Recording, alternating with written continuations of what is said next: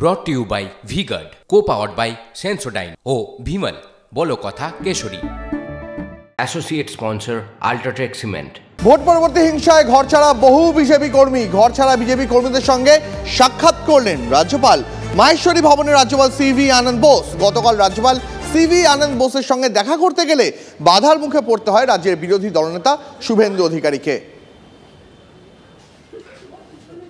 আমরা বিজেপির ঝান্ডা বা বিজেপির যে প্রোগ্রাম ছিল সেই প্রোগ্রামে গিয়েছিলাম, সেখানে আমাকে মারধর করে হাড় ভেঙে দিয়েছে, অপারেশন হয়েছে। ভোট হয়ে যাওয়ার পরে আমাদের বাড়ির থেকে সবাইকে তাড়িয়ে দিয়েছে, বাড়ি থাকতে পারছে না।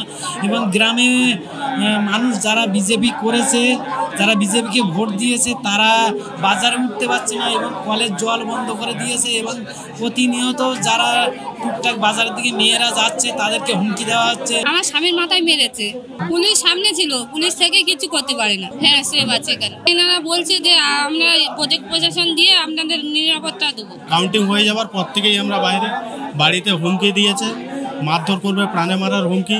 রেশন কার্ড আমাদের বন্ধ করে দিয়েছে, রেশন বন্ধ করে দিয়েছে আজকে 3 মাস হয়ে গেছে। আমরা ফোন করছি ওসিকে, আমাদের জীবনতলা থানা ওসিকে জানিয়েছি, উনি কোনো স্টেপ নেয়নি। এখনও অবধি রেশন দেয়নি। 3 মাস হয়ে গেল, যখন থেকে ভোট প্রচার হচ্ছে তখন থেকে আমাদের রেশন বন্ধ। উনি বলেছেন যে আমি আপনাদের পাশে আছি, আপনাদের সমস্ত ব্যবস্থা করব। I have heard the victims. That is one version of the story. As a governor, I would like to be fair in my approaches and comments. Let me also listen to what government has to say. I have asked for a report.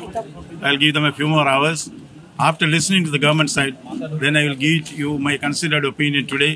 You are most welcome to the Raj Point in the evening. Sir, this is a democratic country and people have got the right to vote. But this kind of things which you witnessed, how do you see, how do you condemn this? In one word, I will say shocking. এদিকে রাজভবনের বাইরে ধর্নায় বসেছে police কমিশনারকে চিঠি লিখলেন Suvendu Adhikari. Vote পরবর্তী হিংসায় আক্রান্তদের নিয়ে ধর্নায় বসতে চান শুভেন্দু। আরো বিস্তারিত জানবো সহকর্মী প্রদীপ্ত কান্তির কাছ থেকে। প্রদীপ্ত, আর কি খবর রয়েছে? দেখো, আগামী 19শে জুন দুপুরে যারা ভোট পরবর্তী হিংসায় আক্রান্ত হয়েছেন সেই সমস্ত সহকর্মীদের নিয়ে রাজভবনের নর্থ গেটের অদূরে শুভেন্দু অধিকারী তিনি ধর্নায় বসতে চান এবং তার অনুমতি চেয়ে কলকাতা পুলিশ কমিশনার বিনীত গোয়েলকে তিনি চিঠি দিয়েছেন। এবং চিঠিতে তিনি একথাও উল্লেখ করেছেন যে 2023 সালের 5ই অক্টোবর থেকে 5 দিনের অভিষেক বন্দ্যোপাধ্যায়ের নেতৃত্বে তৃণমূল কংগ্রেসের যে ধর্না ছিল, যে ধর্নাস্থল ছিল, তারাও সেই জায়গাকে ব্যবহার করতে চান। একটি আঞ্চলিক দল যদি সেখানে ধর্না দিতে পারে তাহলে বিজেপির মতো সর্বভারতীয় পার্টি, বিশ্বের সর্ববৃহৎ দল, তারা কেন ধর্না দিতে পারে না, সেই কথাও কিন্তু তিনি বিনীত গোয়েলকে লেখা চিঠিতে উল্লেখ করেছেন। এবং গতকাল আমরা দেখেছিলাম যে তিনি রাজভবনে প্রবেশ করতে গিয়ে পুলিশের ব্যারিকেডে আটকে ছিলেন। দীর্ঘ সময় আটকে থাকার পর গোটা বিষয়টা নিয়ে তিনি আদালতের দ্বারস্থ হয়েছেন।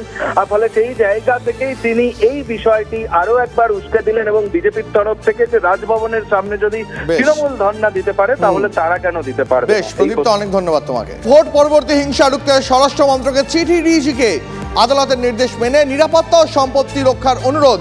পুলিশ ও সিপিএফ কে যৌথভাবে ব্যবহার করতে উল্লেখ করা হলো চিঠিতে। আর কি রয়েছে চিঠিতে জানবো সহকর্মী সুজয়ের কাছ থেকে। সুজয়, এই চিঠিতে আর কি কি কথা উল্লেখ করা হয়েছে?